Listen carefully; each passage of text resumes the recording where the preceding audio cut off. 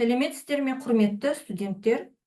Бүгінгі тақырыбымыз Қазақстан Республикасы парламентінің конституциялық құқықтық мәртебесі. Парламент және парламент мәжілісі депутаттарының өкілеттігі тиісінше парламент немесе парламент мәжілісі таратылған жағдайда тоқтатылады.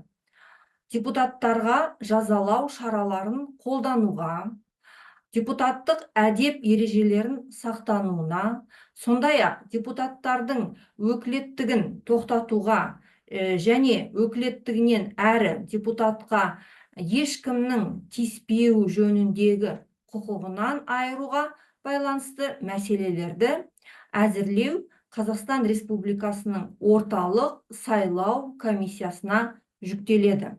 Палаталардың бірлескен отырысында парламент Қазақстан Республикасы президентінің ұсынысы бойынша конституцияға өзгерістер мен толықтырулар енгізеді. Республика президентінің қарсылығын туғызған конституциялық заңдар немесе конституциялық заңның баптары бойынша қарсылықтар білдірген күннен бастап бір ай мерзімде қайталап талқылау мен дауысқа салуды жүргізеді.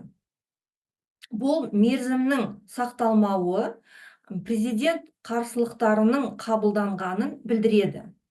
Егер парламент әрбір палата депутаттарының жалпы санының 4-тен 3-інің көпшілік даусымен президенттің қарсылықтарын ескерсе, президент бір ай ішінде конституциялық заңға қол қояды. Егер президенттің қарсылықтары ескерілмесе, конституциялық заң қабылданбады, немесе президент ұсынған редакцияда қабылданды деп есептеледі. Үкімет пен жоғары аудиторлық палатаның республикалық бюджеттің орындалуы туралы есептерін бекітеді. Үкіметтің республикалық бюджеттің орындалуы туралы есебін парламенттің бекітпеуі парламенттің үкіметке сенімсіздік білдіргенін көрсетеді. Соғыс және бітім мәселесін шешеді.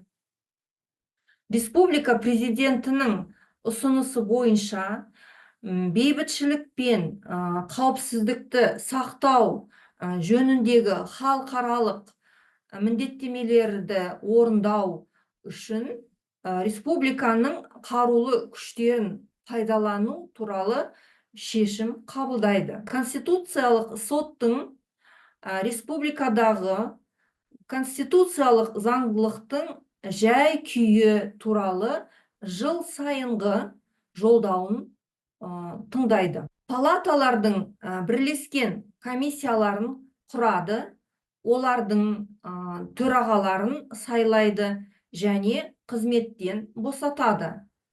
Комиссиялардың қызметі туралы есептерді тыңдайды. Парламентке конституция жүктеген өзге де өкілдіктерді жүзеге асырады. Парламент палаталардың бөлек отырысында мәселелерді әуелі мәжілісте, ал содан кейін сенатта өз кезегімен қарау арқылы заңдар қабылдайды.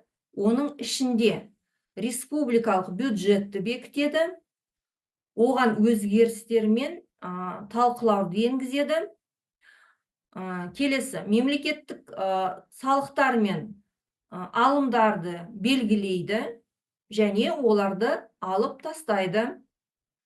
Келесі, Қазақстанның әкімшілік аумақтық құрылысы мәселелерін шешу тәртібін белгілейді. Мемлекеттік наградаларды тағайындайды. Республиканың құрметті әскери және өзге де атақтарын, сыныптық шендерін, дипломатиялық дәрежелерін белгілейді. Республиканың мемлекеттік рәміздерін айқындайды. Мемлекеттік зайымдар мен республиканың экономикалық және өзге де көмек көрсетуі туралы мәселелерін шешеді. Рақымшылық жасау мәселелерін шешеді. Республиканың халықаралық шарттарын ратификациялайды және олардың күшін жояды. Парламент палаталардың бөлек отырысында мәселелерді әуелі мәжілісте, ал содан кейін сенатта өз кезегімен қарау арқылы келесі мәселелерді шешеді. Біріншіден, республикалық бюджеттің атқарылуы туралы есептерді талқылайды. Екіншіден, республика президентінің қарсылықтарын туғызған заңдар немесе заңның баптары бойынша қарсылықтар жіберілген күннен бастап 1 ай мерзімде қайталап талқылау мен дауысқа салуы жүргізіледі. Бұл мерзімнің сақталмауы президент қарсылықтарының қабылданғанын білдіреді. Егер мәжіліс пен сенат әрбір палата депутаттарының жалпы санының 3-тен 2-сінің көпшілігі даусымен президенттің қарсылықтарын еңсерсе, президент 1 ай ішінде заңға қол қояды. Егер президенттің қарсылығын ең болмаса палаталардың бірі еңсермесе, заң қабылданбады немесе президент ұсынған редакцияда қабылданбады деп есептеледі. Республикалық референдум тағайындау туралы бастама көтереді. Осымен дәрісімізді аяқтаймыз. Назарларыңызға рахмет.